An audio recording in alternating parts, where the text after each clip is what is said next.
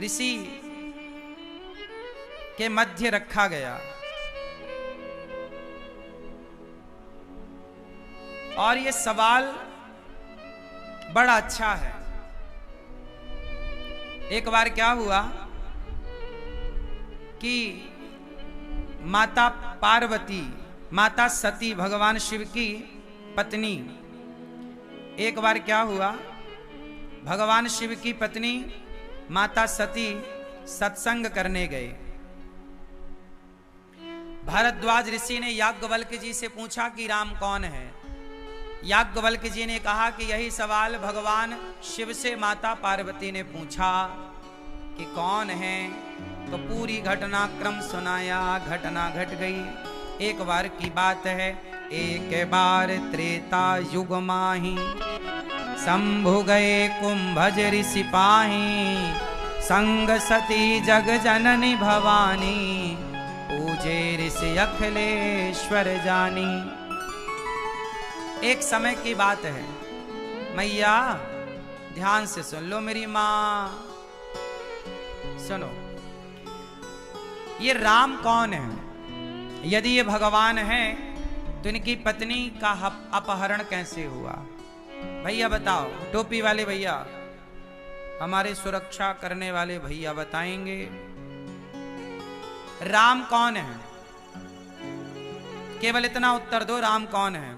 राम मनुष्य है कि भगवान है? ऑप्शन हम दे रहे हैं। पहला सवाल, राम कौन है? राम मनुष्य है या भगवान है? आप बताइए भैया, राम कौन है? मनुष्य या भगवान? कौन? मनुष्य। राम मनुष्य है। आप राम को मनुष्य मानते हैं। आप राम को क्या मानती हैं, मनुष्य या भगवान? चश्मा वाली बहन, ऑप्शन दे रहे हैं हम दो। राम कौन है, मनुष्य या भगवान? जोर से। मनुष्य। आप बताओ। हाँ, जोर से। भगवान। आप बताओ भैया, हमारे पुलिस वाले भैया बताएंगे। राम भगवान है। आप बताओ बहन। मैया अरे उठो ना, बताओ राम कौन है, मनुष्य या भगवान? भगवान। ये हमारी बहन बताएंगी पुलिस विभाग से। मनुष्य है राम की भगवान है? ब्रह्माणी रुद्राणी तीनों देवियां बैठी, तीनों बताएंगी। बताओ राम भगवान है या मनुष्य है? जोर से बोलो मेरी मां, कौन है? अब बताओ कौन है राम? कुछ कह दो, मनुष्य के भगवान? भगवान। अब आप लोग बताओ राम कौन है? राम कौन है? भगवान। यदि राम भगवान है तो भगवान की पत्नी चोरी चली गई, उन्हें पता क्यों नहीं लगा? हाँ? बताओ क्यों?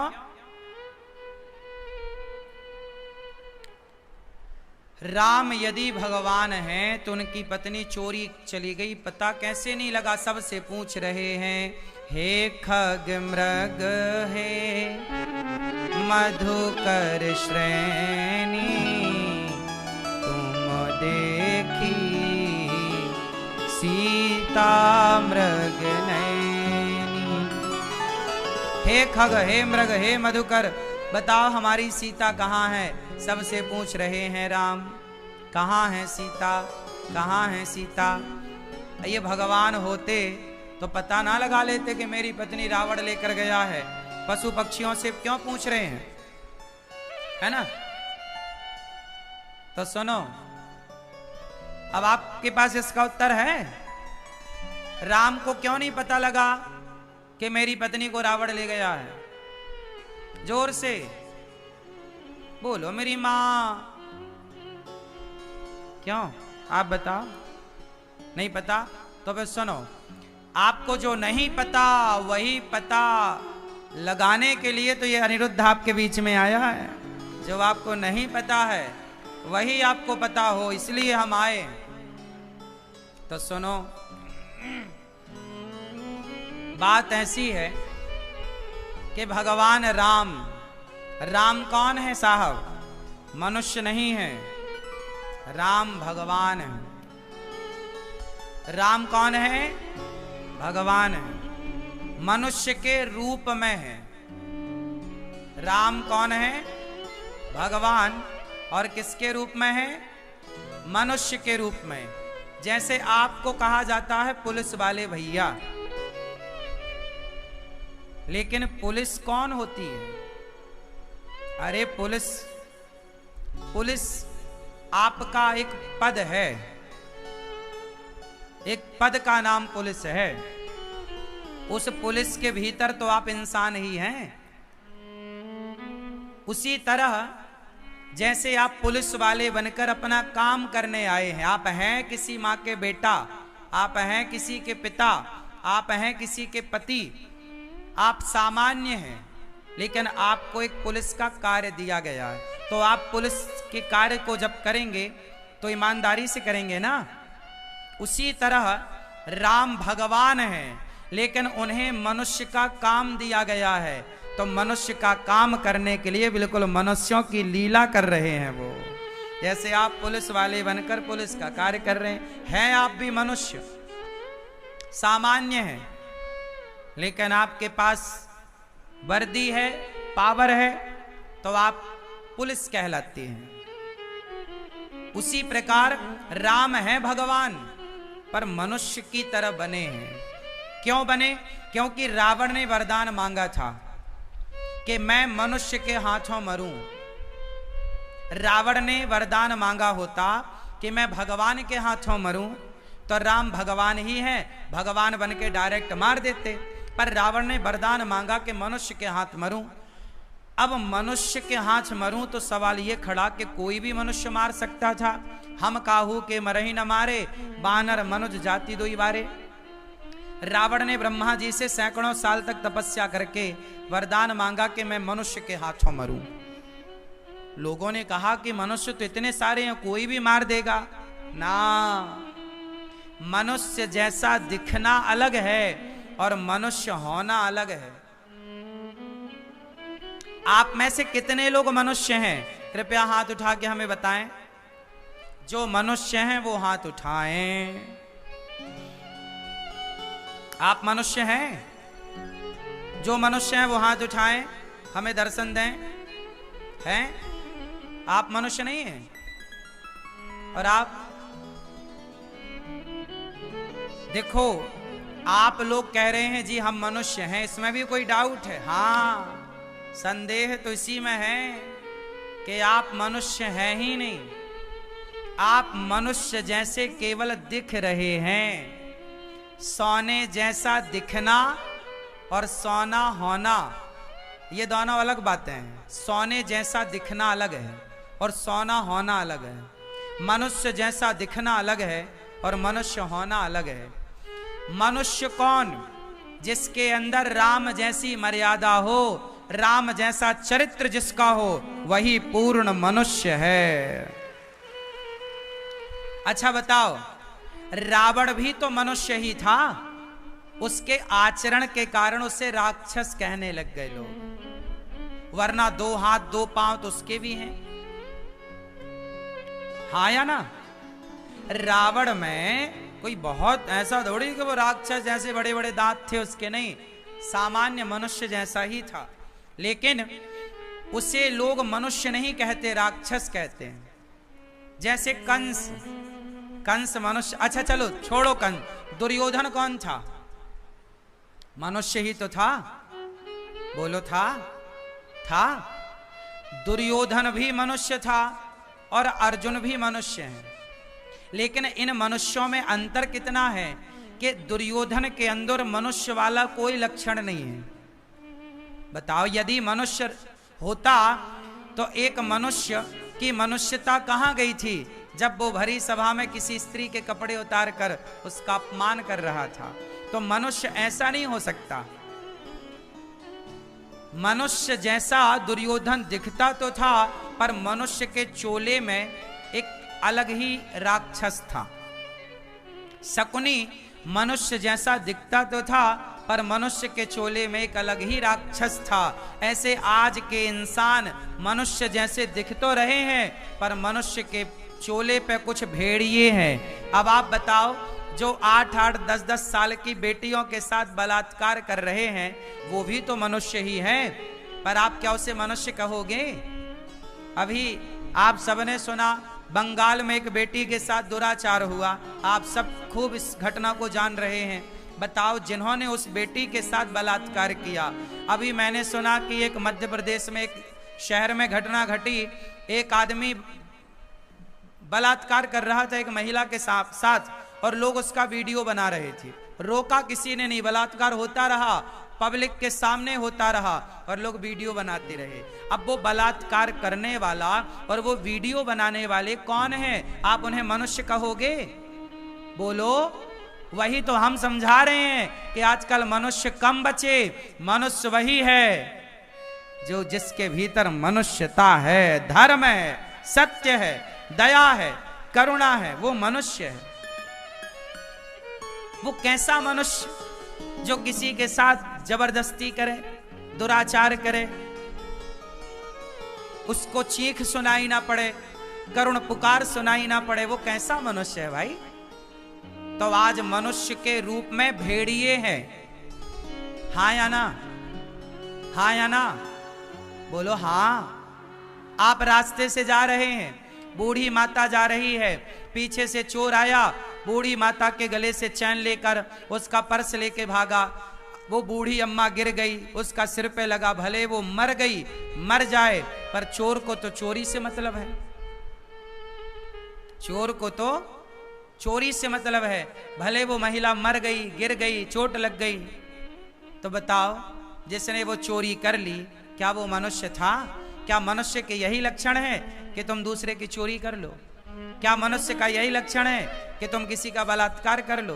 क्या मनुष्य का यही लक्षण है कि तुम्हारे सामने ये तो ऐसा हुआ कि भीष्म पितामह के सामने द्रौपदी की लाज लुटती रही और पितामह चुपचाप बैठे रहे।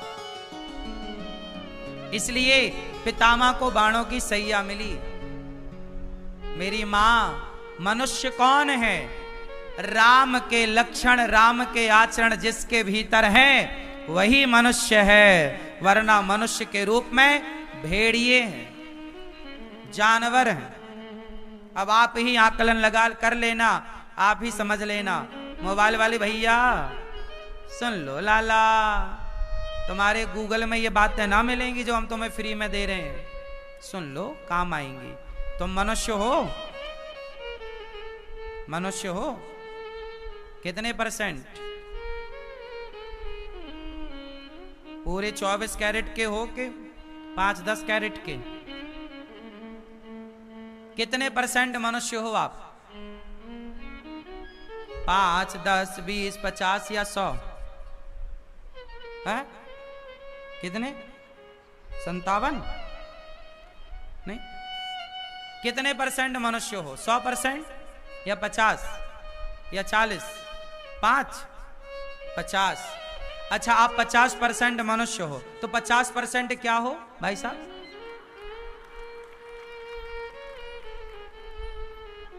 बताओ, बोलो। अरे हमसे बात करो, वहां कोई ना बताएगा उत्तर, किसी के पास नहीं है इसका उत्तर।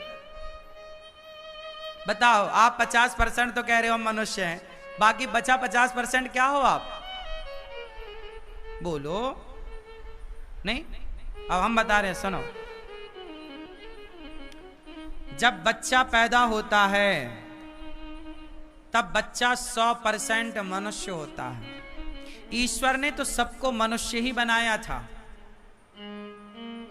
छोटा सा बच्चा, ना उसके अंदर काम, ना क्रोध, ना लोभ, ना मोह, ना बदले की भावना, ना जातिवाद, ना ऊंचा, ना नीचा, ना छुआ, ना छूत, कुछ भी नहीं है। छोटे से बच्चे के अंदर क्या दोष है बताओ? कुछ नहीं है, निर्मल है। छोटा बच्चा कैसा है? बोलो। निर्मल। उसके मन में कोई कपट है? 2 साल के बच्चे के अंदर कोई कपट है? छल है? झूठ है? निंदा है? चुगली है?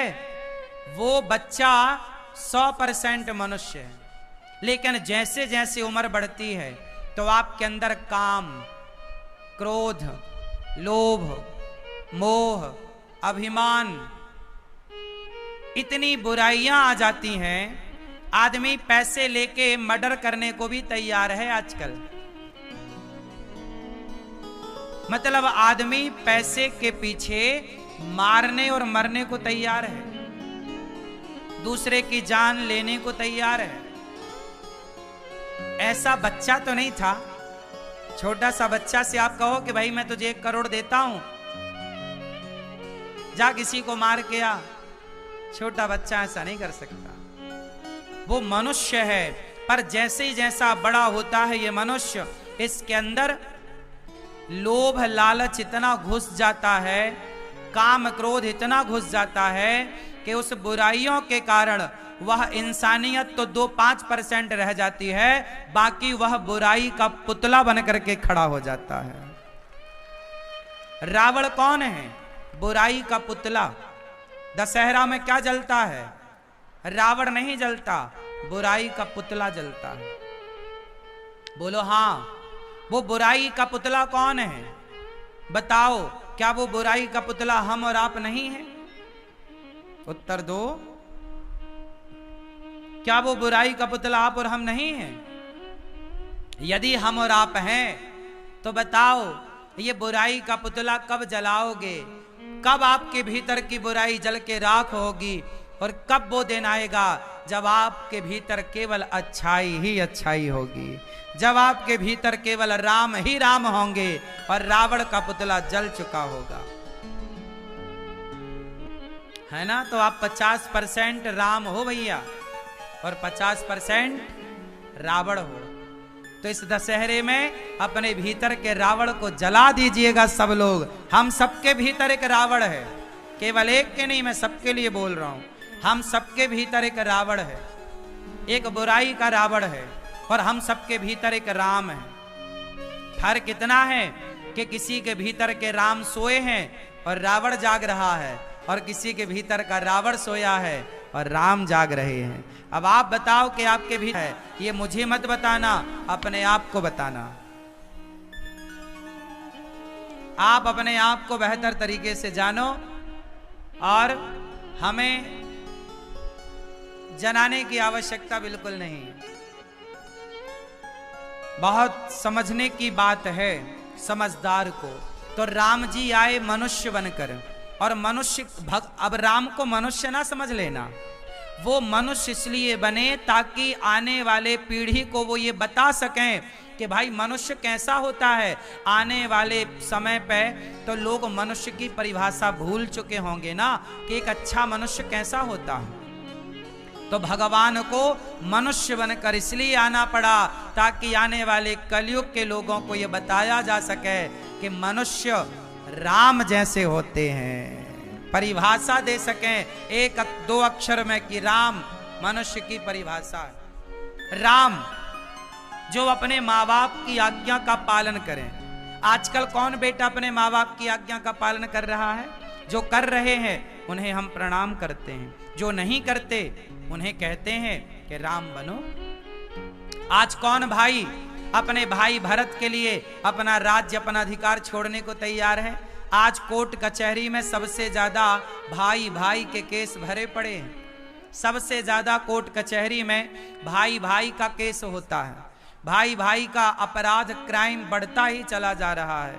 इसलिए कहता हूं, आजकल कैसे होना है हमें, कैसा बनना है हमें? राम की तरह। राम एक अच्छे भाई हैं, राम एक अच्छे पुत्र हैं, राम एक अच्छे राजा हैं, राम एक अच्छे मित्र हैं, राम एक अच्छे पति हैं। बताओ आप कैसे पति की कल्पना करती हो? रावण जैसा पति हो या राम जैसा? उत्तर उत्तर बोलो मेरी मां, मैया, ओ मैया, कर लो पंचायत। हाँ हाँ कर लो। बताओ आप कैसा पति चाहती हो, रावण जैसा या राम जैसा? ये ब्रह्माणी रुद्राणी तीनों बोलेंगी। बोलो मेरी मां, कैसा रावण जैसा? राम। देखो, राम यदि ना होते तो राम जैसे पति की कल्पना कहां होती। राम ना होते तो राम जैसे राजा की कल्पना कहां होती। राम ना होते तो राम जैसे भाई की कल्पना कहां होती। राम ना होते तो शबरी के जूठे बेर खाके शबरी को गले कौन लगाता। राम ना होते रावण सीता मां को ना चुराता। चलो, रावण ने सीता मां को चुराया, राम जी धनुष उठाते और रावण को मार देते। बिल्कुल आसान था, रावण को मार देते। यदि राम जी तुरंत रावण को मार देते तो फिर शबरी को कौन जानता। फिर हनुमान जी लंका कैसे जलाते, लंका कैसे जाते, हनुमान जी की पूजा कैसे होती। भक्तों का यश बढ़ाने के लिए भगवान अपने ऊपर संकट मोल लेते हैं कि मेरे ऊपर संकट आएगा और मेरे भक्त मेरी मदद करेंगे तो मेरे भक्तों का समाज में यश बढ़ेगा। भक्तों का यश स्थापित करने के लिए भगवान ने यह लीला की कि रावण ले गया और सीता मां को सबसे पूछ रहे हैं, हे सीता कहां हो, हे सीता कहां हो। पता सब था पर लीला करनी है। इसलिए कई लोग कंफ्यूज होते हैं कि यार ये भगवान नहीं है, भगवान होते तो पत्नी का पता लग जाता। कुछ लोग राम पर संदेह करते। राम संदेह का नहीं, राम श्रद्धा का विषय है। राम को संदेह, अच्छा राम पर बड़े बड़े कुछ लोगों को संदेह है। अच्छा, राम पर संदेह करके भी क्या पाओगे, क्या पाओगे। इसलिए राम संदेह का नहीं। एक बार भगवान शिव की पत्नी माता सती, जब शंकर जी ने देखा राम को सीता मां खोजते हुए तो शंकर जी ने प्रणाम किया, हे प्रभु आपकी जय हो। तब माता सती को संदेह हुआ कि ये कौन है। शंकर जी ने कहा कि ये राम भगवान है। सती को संदेह हुआ, ये भगवान होते तो अपनी पत्नी का पता ना लगा लेते। बहुत समझाया शंकर जी ने, माता सती को समझ नहीं आया। अब सोचो, जिन राम को सती माता ना समझ पाई, शंकर जी तो भली भांति जान गए कि ये भगवान है, पर शंकर जी सती मां को समझा ना पाए। जिन्हें माता सती नहीं समझ पाई, भला उन राम को हम और आप कितना समझ पाएंगे। बात समझ में आ रही है या नहीं? तो ध्यान से सुनो। तो आप लोगों को कथा ध्यान से सुननी है। और मेरी मां, आपको अभी 5 दिन के लिए यह दास अनिरुद्ध बुराड़ी आया है आपके शहर, आपके नगर, तो आप रोज 3 बजे आकर के कथा सुनने के लिए बिल्कुल तैयार रहा करो। मैं समय को समझता हूं और समय पर ही चलने की कोशिश करता हूं, क्योंकि समय किसी के बाप की बफौती नहीं है ना। इसलिए समय का कभी दुरुपयोग नहीं करना चाहिए। समय समय पर होता है, समय समय की बात। राम जन्म का दिन बड़ा और कृष्ण जन्म की रात। समय जो अर्जुन महाभारत को जीतने वाले थे, वो अर्जुन जंगल के भीलों से हार गए। वो भी अर्जुन का समय था और ये भी अर्जुन का समय है। तो हमें शास्त्रों को पढ़कर ये समझ आया कि अपने समय का कभी दुरुपयोग नहीं करना चाहिए। एक एक क्षण अनमोल है, आपका भी और हमारा भी, हम सबका। इसलिए आपको रोज कथा में ठीक 3 बजे 2:55 पे तो कथा स्टार्ट हो जाती है। तो आपको रोज 2:30 बजे ही यहाँ के बैठना है और रोज कथा में समय से आकर 2:30 बजे से लेकर और 6 बजे तक कथा, रोज 6 बजे तक कथा होगी। फिर शाम को प्रश्नोत्तरी भी होगी। तो आप प्रश्नोत्तरी में जुड़ना चाहें तो जुड़ें, वरना कथा आप सबके हित की है, आप सब सुनते रहें और समय का ख्याल रखेंगे। अब चलते हैं आगे की कथा में। भगवान शिव माता सती को खूब समझाए। भगवान शिव माता सती को खूब समझाए। क्या किया? समझाए ना, ये भगवान है, ये भगवान है, ये भगवान है। लेकिन माता सती को समझ में नहीं आया। भगवान शंकर अपनी पत्नी को समझा रहे हैं कि ये भगवान है, राम भगवान है, राम भगवान है, पर माता सती नहीं समझी। शंकर जी ने कहा कि अब जो तुम्हारे मन अति संदेहु, तो तुम जाए परीक्षा ले, जाओ परीक्षा ले लो। भगवान शिव चुपचाप बैठ गए। अच्छा एक बात बताओ, कई बार आपकी पत्नी नहीं सुनती, बेटा नहीं सुनता, परिवार नहीं सुनता, जब कोई नहीं सुनता तो आप बड़े परेशान हो जाते हैं। क्या करना चाहिए उस समय आपको? बोलो। ऐसा होता है ना कि आपके अपने सुनते नहीं हैं, आप कहते कुछ हैं, परिवार सुनता कुछ है, आप समझाते कुछ हैं, समझता कुछ है। ऐसा होता है ना? क्यों? शंकर जी भी समझा रहे हैं, माता सती समझ ना पाई। फिर शंकर जी ने क्या किया? चुपचाप बैठ गए। एक बात बताओ, एक गिलास पानी में मैं एक चम्मच धूल डाल दूं, एक गिलास साफ पानी में मैं एक चम्मच धूल डाल दूं और घोल दूं, पानी कैसा हो जाएगा? जोर से, जोर से। पानी कैसा होगा? गंदा। धूल घोल दी ना, गंदा हो गया। अब वो साफ हो सकता है कि नहीं? बोलो। वो पानी साफ हो सकता है क्या या नहीं? हाँ या ना? बोलो। हो सकता है। आप उस गिलास को चुपचाप रख दो। हाँ या ना? जब उसे शांत रख दोगे तो धूल अपने आप नीचे बैठ जाएगी और पानी स्वच्छ ऊपर ऊपर आ जाएगा। कई बार आपके विचारों में भी गंदगी आ जाती है, कई बार आपके विचार भी गलत होते हैं, आप गलत ही गलत सोचते हैं, गलत करने का मन होता है। उस समय क्या करो? बस अपने आप को शांत कर लो, चुपचाप बैठ जाओ। जैसे ही आप शांत चित्त से बैठेंगे, अपने आप आपके भीतर के गंदे विचार नीचे बैठते जाएंगे और अच्छे विचारों से आप भरते चले जाएंगे। इसलिए हमारे संत लोग ध्यान कराते हैं। मेडिटेशन जरूरी है। क्या जरूरी है? ध्यान। ध्यान क्या करता है? जैसे गिलास में गंदा पानी है और आप चम्मच से चलाते रहोगे ना तो वो गंदा ही रहेगा, पर आप उसे शांत छोड़ दोगे तो वो साफ हो जाएगा। उसी तरह जब आप ध्यान करते हैं ईश्वर का, आप जब ध्यान करते हैं तो आप अच्छे विचारों से भरते हैं और जो आपके भीतर नकारात्मकता है, नेगेटिविटी, वह नेगेटिविटी समाप्त होती है और आप पॉजिटिविटी से भर जाते हैं, सकारात्मकता से भर जाते हैं।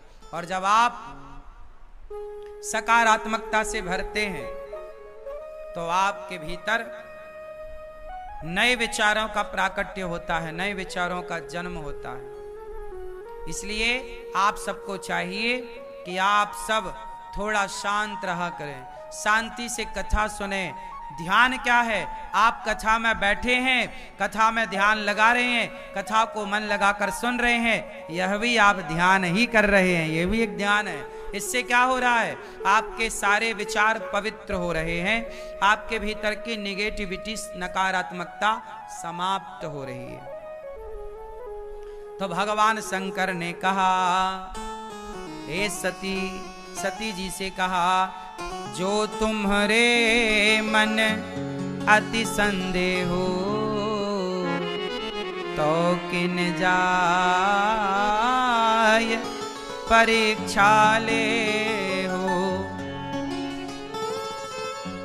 हुई है सोई जो राम रचि राखा, को करि तर्क बढ़ावहि शाखा।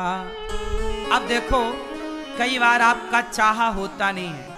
हम लोग चाहते हैं ऐसा हो जाए वैसा हो जाए, पर नहीं होता। अच्छा बताओ, किसका चाहा होता है? मैया, पीली मैया, जा रही हो मेरी माँ? गुस्सा हो गई क्या? सुन लो। अच्छा ये बताओ, शंकर जी कह रहे हैं कि हुई है सोई जो राम रचि राखा। ये बताओ, हमारा चाहा होता है, आपका चाहा होता है, या प्रभु का चाहा होता है? किसका? सच्चाई क्या है? किसका चाहा होता है? उत्तर दो। किसका? हमारा और आपका चाहा होता है क्या? हम बहुत कुछ चाहते हैं, पर होता वही है, हुई है सोई जो राम रचि राखा। होता वही है जो भगवान चाहते हैं। इसलिए जब हमारा और आपका चाहा होता ही नहीं है, तो शंकर जी ने तो खूब समझा लिया पत्नी को, रुक जाओ, परीक्षा ना लो। पर शंकर जी का चाहा भी तो नहीं हुआ। जब शंकर जी का चाहा नहीं हुआ, तो शंकर जी चुपचाप बैठ गए और भगवान का ध्यान लगाए कि प्रभु अब जो हो रहा है वो आपका चाहा ही हो रहा है, इसलिए हम परेशान ना हो। हरि इच्छा भावी बलवाना, हुई है सोई जो राम रचि राखा। अब जो होगा ठीक है, होगा, कर भी क्या सकते हैं। आपको पता चल जाए, आपको पता चल जाए कि आपके साथ ऐसा होने वाला है, तो क्या आप पता चलने के बाद भी उस होनी को टाल सकते हैं? उत्तर दो। जरा कल्पना करो कि आपको पता चल जाए कि कल आपके साथ क्या होने वाला है, 1 साल बाद आपके साथ क्या होने वाला है, तो पता चलने के बाद भी क्या आप उस होनी को टाल पाओगे? आपको एक बढ़िया बात बताऊं, दशरथ जी को पता था कि राम का वनवास होगा, और ये बात तब पता चल गई दशरथ जी को जब राम जी का जन्म नहीं हुआ था।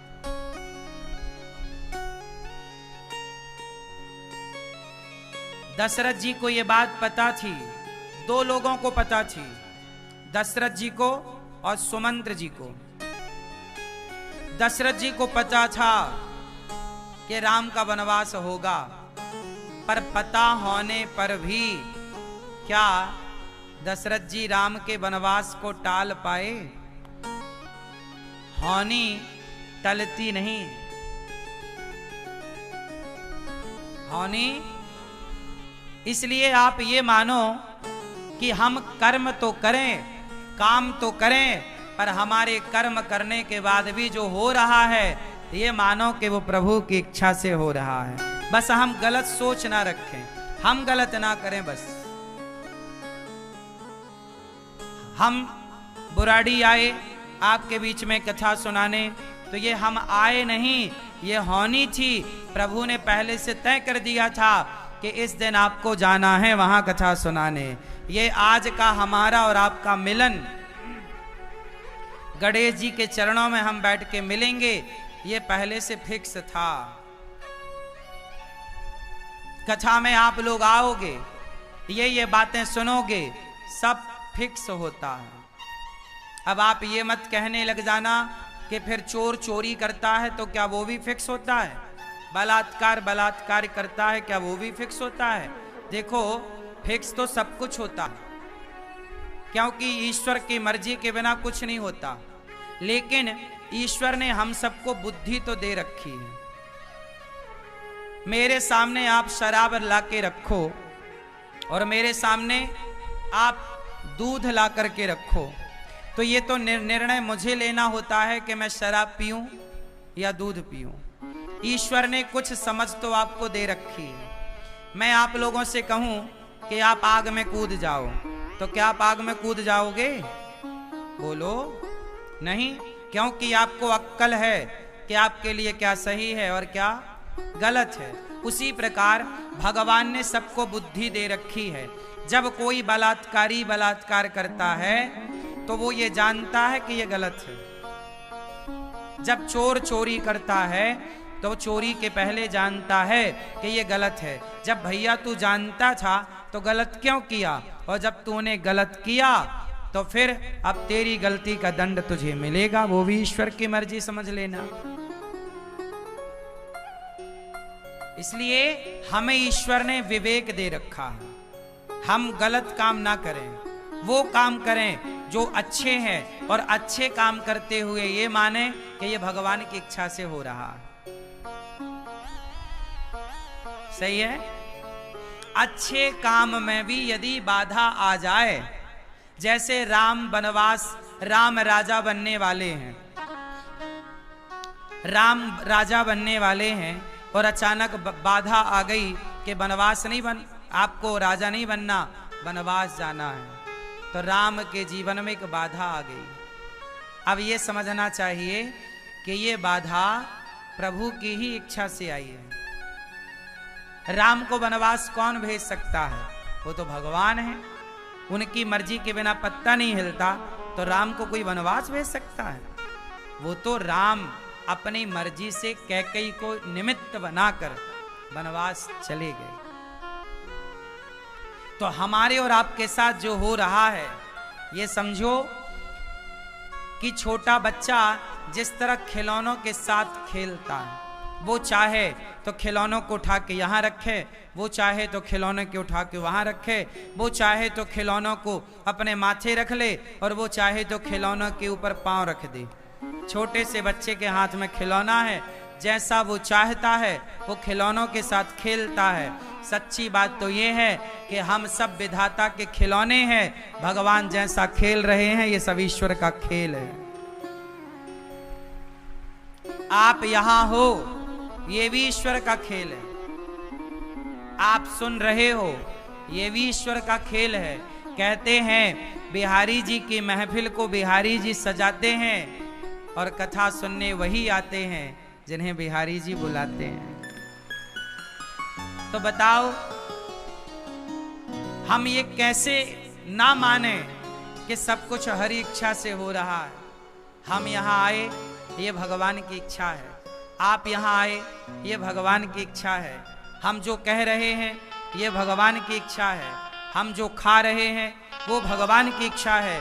हम महलों में रह रहे हैं, ये भगवान की इच्छा है। हम झोपड़ी में रह रहे हैं, ये भगवान की इच्छा है। हम 56 भोग खा रहे हैं, ये भगवान की इच्छा है। हम नमक रोटी खा रहे हैं, ये भगवान की इच्छा है। हर चीज में यदि आप ईश्वर की इच्छा मान लें तो आप सबसे सुखी हो जाएंगे कि आप सब में ईश्वर की इच्छा मान रहे हैं। हरि इच्छा भावी बलवाना, सब भगवान की इच्छा है। इसलिए तो कहता हूं कि जो भगवान कर रहे हैं वो किसकी इच्छा है? अच्छा ये बताओ, आप में से कितने लोगों के बाल पक गए? सच्ची बताओ। मेहंदी पोते हो, अच्छा है, पर बता दो नेचुरल, किस किस के बाल पक गए? पक गए तो बताओ, ये आपके बाल पक गए, ये आपकी इच्छा है या भगवान की? आपने तो कुछ किया ही नहीं ना, और बाल पक गए। आपने तो बल्कि काला करना चाहा मेहंदी वहंदी लगा के, लेकिन पक तो गए। अच्छा ये बताओ, आप बूढ़े हो गए, ये किसकी इच्छा है? आप तो कोई नहीं चाहता कि हम बूढ़े हो जाएं, लेकिन बुढ़ापा आ रहा है कि नहीं? बोलो हाँ, आ रहा है। किसकी मर्जी से आप बूढ़े हो रहे हो? आपकी शक्ति बढ़ रही है कि घट रही है? बोलो। शरीर की एनर्जी बढ़ रही है कि घट रही है? जोर से। हाँ, पहले आप 10 रोटी खा लेते थे, 15 रोटी खा लेते थे, अब आपसे 5 रोटियां नहीं खब रही हैं। आपकी शक्ति, पहले आप लंबा दौड़ते थे, अब आप जरा दौड़ते हो सांस भरने लग जाती है, मतलब आपकी शक्ति बढ़ नहीं रही। 25 साल 30 साल तक शक्ति, 20 साल तक तो शक्ति बढ़ती है, और 20 से 30 साल तक शक्ति थोड़ा और स्थिर रहती है, मेंटेन रहती है, और 30 वर्ष के बाद 35 साल मान लो, उसके बाद जो शक्ति घटना स्टार्ट होती है तो फिर उसका कोई दुनिया में इलाज नहीं है। ये सत्य है, परंतु ये और सत्य है कि ये सब कुछ ईश्वर की मर्जी से हो रहा है। आपका जन्म, आपका लड़कपन,